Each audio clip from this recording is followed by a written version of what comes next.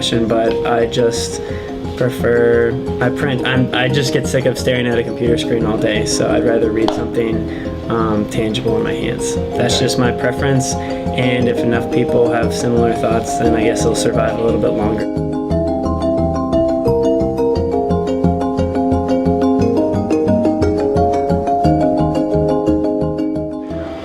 Well, I started last year just kind of on a whim. There was a professor that recommended me as a writer for the newspaper, and I just came in, and the first story I got right off the bat was this huge article about like all the hamburger restaurants around campus, and they published it, and it was in color and everything, and I thought that was awesome. So I started doing a lot more writing for them, and they'd call me, and if they needed a story done, I would do it. Well, my name is Brian Hancock. I'm the assistant opinions editor of the Kentucky Kernel.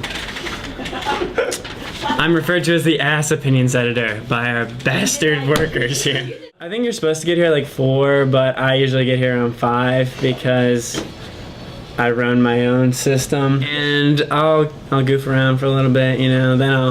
Then I'll see what stories we've got. I'll pull up our page, see how much room we have, because depending on how many ads, more or less opinions content.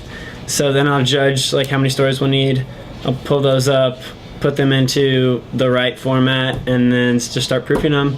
Throw them on the page and hopefully print out the page, and that whole process takes me around 2 hours, until like 7, I'd say, 7:30, something like that. And then while I'm waiting for people to edit it, I usually go home, get dinner for like an hour and a half, come back here, put in my changes, and then I'll wait for all the other proofs to come in. I'll edit those, and we usually get out of here about, if it's a good night, 11:30. If it's a bad night, midnight. So it's pretty much midnight.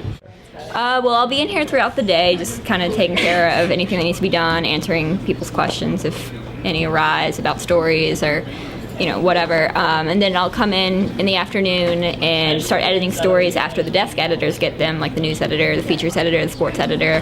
They'll edit their stories, send them to me.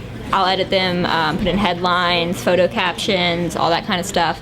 And then after I do that, they get proofed out to everyone, and everyone reads them. And then we put on the final touches, and I send them over to the Herald Leader on the server. They print and deliver our paper. They deliver to some places around Lexington, and then we have a person who delivers to most of the campus buildings.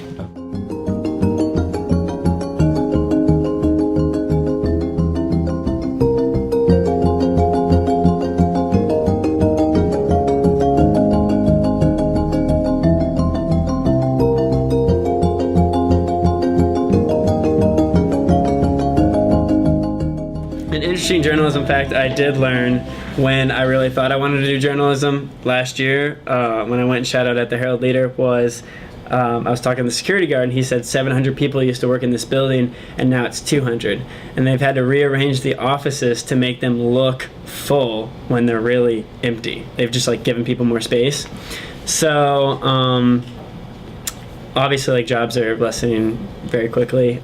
There's a lot you can do with a newspaper that you can't really do with online. There's the whole design aspect, and a lot of people, you know, there's still a lot of people who like the tangible newspaper. They've grown up with it, and they, you know, their parents have read it, or their grandparents, and, you know, everyone. It's still just really neat to kind of have it in your hands and be able to browse through it. But obviously, with the advertising, the way advertising is these days, print is harder to sustain, and online is really a big focus. We definitely want to keep our print newspaper the best it can be, and we focus on that a lot, but we're also starting to focus online some more too, to be able to get up-to-date information on the web for our readers, and, you know, still maintain the print product, but we want online to be a big focus as well, because obviously that's where it's going. A lot of the stories we get often come from, like, you know, like social media. Like last year, Mike Hartline, we found out that he had been put in jail because his girlfriend tweeted it. So, you know, the Kernel is definitely on top of its game as far as technology goes. We, as of last Friday, updated our website, and it looks nice. So I would say, and then like a lot of we're required to have Twitters, and like the Kernel has a Facebook page and a Twitter, and we update that constantly. So it's, you know, it's all part of the changing environment that is media now, or we try to stay on top of that as much as we can.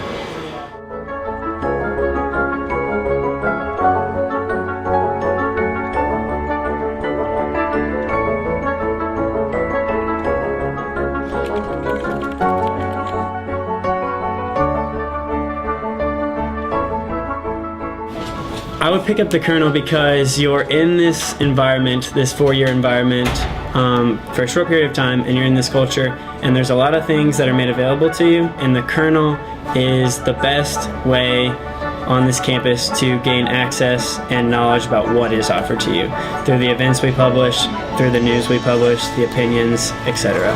So I think the Kernel just is the live source of the information you need as a college student.